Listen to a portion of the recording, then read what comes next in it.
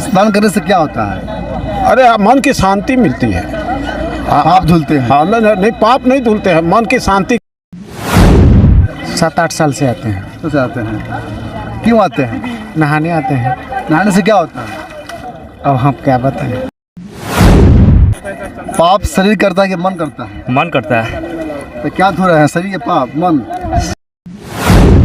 तो पाप धोने के लिए क्या करना चाहिए? मन को शुद्ध करना चाहिए, अच्छे विचार लाने चाहिए। अच्छे विचार लाना चाहिए, मन को शुद्ध करना चाहिए। नहाने से नहीं होगा? नहाने से नहीं होगा। ये नहीं कि किसी का मर्डर करके आप आकर के यहाँ डुबके लगाएं तो आपका पाप धुला। जी नहीं, पाप जो काई पंडित जी कहना है कि देखिए मर्डर का नहीं धुलेगा, जो मर्डर किए होइएगा तो वो पाप नहीं धुलेगा, छोटा मोटा पाप धुल सकता है। छोटा मोटा पाप धुल। बिल्कुल बेहतर तरीका है, छोटा मोटा पाप करिए और डुबकी लगाइए और अपना पाप धो के चले जाइए, वॉशिंग मशीन की तरह। पंडित जी एकदम सारे लोग जो है स्नान कर रहे हैं। कब से आ रहे हैं आप? 10-15 साल से। 15 साल से। क्या खास दिखता है यहाँ पे? यहाँ की क्यों आते हैं? यहाँ संगम नदी है, त्रिभुवन है। कौन नदी है ये? वो उधर से तियत नेपाल से आती है, या ये बूढ़ी गंडक है। दोनों एक साथ मिलती है? हाँ, दोनों साथ मिलती है। स्नान कर लिए? हाँ, स्नान कर लिए। स्नान करने से क्या होता है? अरे मन की शांति मिलती है। पाप धुलते हैं? हाँ, नहीं पाप नहीं धुलते हैं, मन की शांति के लिए करते हैं। जब हम स्नान किए, कार्तिक बहुत स्नान किए, आज नदी में जाके मतलब पुण्य किए, इसलिए स्नान करते हैं। तो स्नान करने से शांति आ जाएगी? बहुत शांति तो अपने आत्मा से करना है कि नहीं?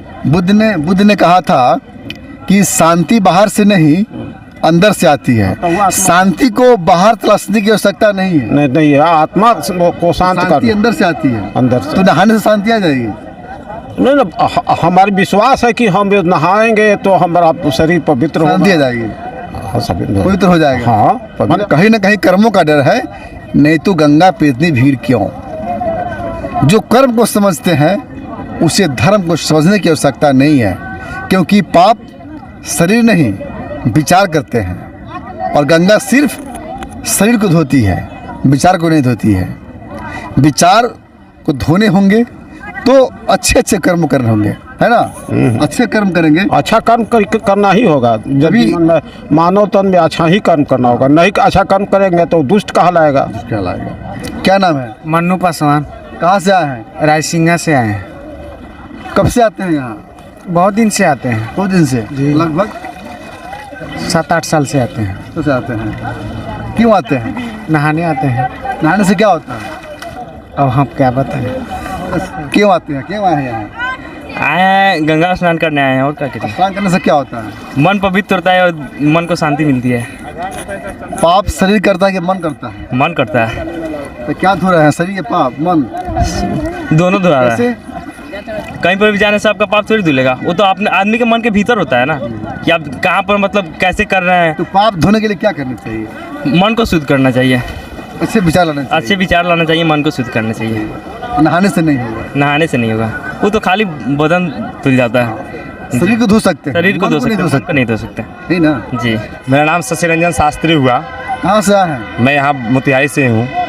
तो हर साल आते हैं? जी, मैं यहाँ हर साल आता हूँ। पाप विचार करते हैं और धोते लोग शरीर को है। जी। शरीर धोने से पाप धुल जाएगा? जी, शरीर को धोने से पाप तो नहीं धुलता है, लेकिन इसमें आस्था का डुबकी लगा करके और अपने शरीर के साथ साथ तत्क्षण के लिए लोग अपने मन को भी धो लेते हैं। हम लोग नाना प्रकार के पापों को करते हैं, मन से बोला हुआ, आंखों से देखा हुआ, और कुछ ऐसे पाप है कि मन में सोच लिए, वो भी एक प्रकार का पाप ही है। तो कहीं ना कहीं कर्मों का डर है। कर्मों का डर, कर्मों का डर है, तभी इतना भीड़ है। जी जी जी।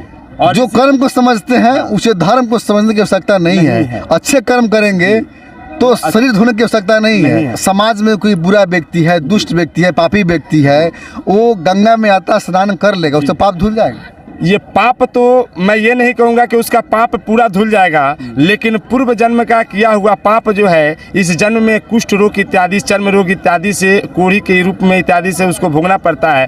और यहाँ पे डुबकी लगाने से पूरा तो नहीं धुलती, लेकिन थोड़ी ना थोड़ी उसकी जो है शुद्धता मिल जाती है और आत्म को शुद्धि मिलती है। रोग खत्म हो जाएगा उसका। पूरा तो खत्म नहीं होता है, लेकिन कुछ ना कुछ जरूर होता है। ये नहीं कि किसी का मर्डर करके आप आ करके यहाँ डुबके लगाएं तो आपका पाप धुला, जी नहीं। पाप जो काई पंडित जी कहना है कि देखिए मर्डर का नहीं धुलेगा, जो मर्डर किए होइएगा तो वो पाप नहीं धुलेगा, छोटा मोटा पाप धुल सकता है, छोटा मोटा पाप धुल सकता है ना जी, पंडित जी? एकदम हैं? एकदम। बड़ा पाप नहीं धुलेगा। बिल्कुल बेहतर तरीका है, छोटा मोटा पाप करिए और डुबकी लगाइए और अपना पाप धो के चले जाइए, वॉशिंग मशीन की तरह ना पंडित जी जी। एकदम एकदम एकदम। पाप धुल जाएगा और फिर आप पवित्र हो जाएंगे, आपका जो भी कामना है पूरा होगी। हर हर महादेव। ये पंडित जी बता रहे हैं कि छोटा मोटा पाप करिएगा ना तो आइएगा डुबकी लगाइएगा, ठीक है, झबार झबार के नहा लीजिए, पाप धुल जाएगा।